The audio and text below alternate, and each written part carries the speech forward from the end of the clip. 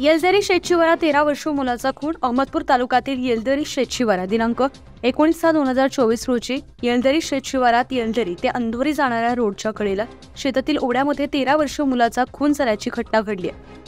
सविस्तर वृत्त असं की नानोबा रंगनाथ गीते राहणार एल्दरवाडी तालुका अहमदपूर यांच्या फिर्यादीवरून आरोपी योगेश तुकाराम केंद्रे राहणार एल्दरवाडी यानं मयत नातू रुकेश उर्फ गोटू गोविंद गीते वय वर्ष 13 राहणार एल्दरवाडी तालुका अहमदपूर यास कोणत्या तरी कारणावरून शेतातील चहूबाजूनं झाडे झुडपे असलेल्या ओढ्यामध्ये नेऊन डोक्यावर व तोंडावर दगडानं मारून जीवे ठार मारलाय. किनगाव पोलीस स्टेशनमध्ये गुन्हा नंबर 177/2024 कलम 302 भादवी प्रमाणे गुन्हा नोंद करण्यात आलाय. पोलीस निरीक्षक भाऊसाहेब खंदारे यांच्या मार्गदर्शनाखाली पोलीस उपनिरीक्षक तोटेवाड तपास करत आहेत.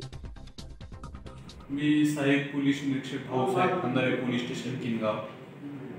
आज सकाळी 7 वाजताच्या सुमारास मौजे येलदरवाडी इथून आम्हाला फोनवरून माहिती मिळाली होती की रुकेश उर्फ गोट्या तुकाराम गीते याची डेड बॉडी गावाच्या बाजूला एका ओढ्यामध्ये पडलेल्या स्थितीत मिळालेली आहे.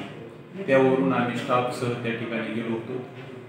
घटनास्थळी जाऊन आम्ही पाहणी केली असता त्या ठिकाणी हा जो राकेश उर्फ गोट्या तुकाराम गीते याचे प्रेत एकांना ओढ्यामध्ये पडलेले होते आणि त्याच्या डोक्यावर, छातीजवळ आणि गळ्याजवळ दगडाने मारलेल्या जखमा होत्या आणि आजूबाजूला रक्ताने माखलेले दगड पडले होते.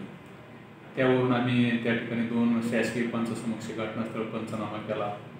प्रेताचा इन्क्वेस्ट पंचनामा करून शवपरीक्षणासाठी डेड बॉडी प्राथमिक आरोग्य केंद्र आंदोर येथे पाठवण्यात आली आहे. त्यानंतर सदर मयताचे आजोबा ज्ञानोबा रंगनाथ गीते यांच्या तक्रारीवरून त्यांच्याच गावामध्ये योगेश तुकाराम केंद्रे नावाच्या एका व्यक्तीबरोबर काल रुकेश दुपारी 2 वाजताच्या सुमारास गेल्याची पाहिली आहे त्यांच्या गावातील काही लोकांनी.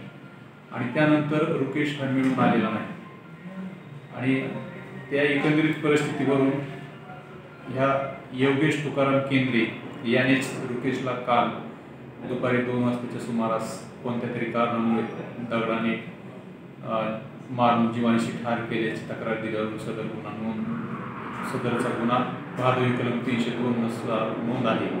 गुन्ह्याचा पुढील तपास चालू असून आरोपीचा शोध घेणे चालू आहे. न्यूज 15 मराठीसाठी असलम शेख, लातूर.